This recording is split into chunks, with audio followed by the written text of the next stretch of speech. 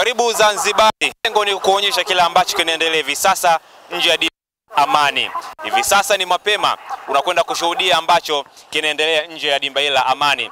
Bado mashabiki wa Young Africans Sports Club lakini pia Dodoma Jiji hawajawa wengi vya mno, kwa sababu pengine ni mechi ya mwisho ama ni mechi ambayo haina uzito mkubwa vile ambavyo inatarajiwa, na ndio maana hatujazoea kuona hali kama hii mapema katika dimba la Amani. Lakini kufikia saa 10 ambayo ndio muda wa mechi, pengine tukashuhudia mabadiliko na uwingi wa mashabiki katika dimba hili la Amani. Hii ni hali halisi nje ya dimba la Amani Stadium hapa Zanzibari, na Ayuma Media tupo hapa. Lengo ni kukuletea habari, ripoti na matukio kuhusiana na mchezo wa ligi kuu ya NBC baina ya mwenyeji Young Africans Sports Club kutokea mitaa ya Jangwani kule Dar es Salaam, lakini pia na wanamkaribisha Dodoma Jiji kutokea halmashauri ya kule Dodoma. Kipi kitakwenda kujiri ni jambo la kusubiri na kuona. Mchezo kupigwa saa 10 kamili ndani ya dimba la Amani. Tunasubiri dakika 90 ili tuweze kwenda kufahamu nani ni nani. Kumbukwe, huu ni mchezo wa raundi ya 30. Baada ya hapa kwa Dodoma Jiji anafunga mahesabu.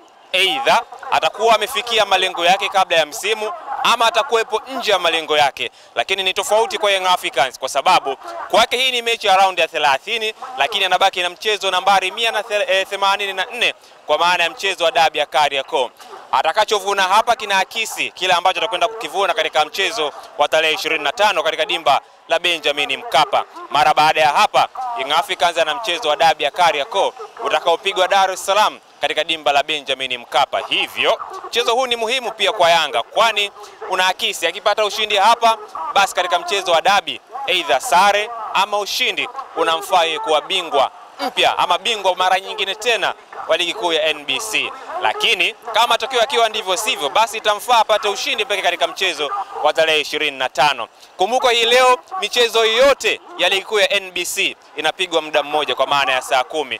Timu moja ya Yoma tupo hapa, lakini pia timu nyingine itakuwa Dar es Salaam katika dimba la KMC Complex kukuletea mchezo ama ripoti za mchezo kati ya Simba dhidi ya Kagera Sugar. Lakini pia Azam na mechi nyingine zote tutakuletea ripoti na matukio ili uweze kufahamu ligi ya NBC inakwenda kutamatika vipi. Nikukumbushe langu jina naitwa Jadu, weza niita mtaalam Aljadaziz Ali Shintembo.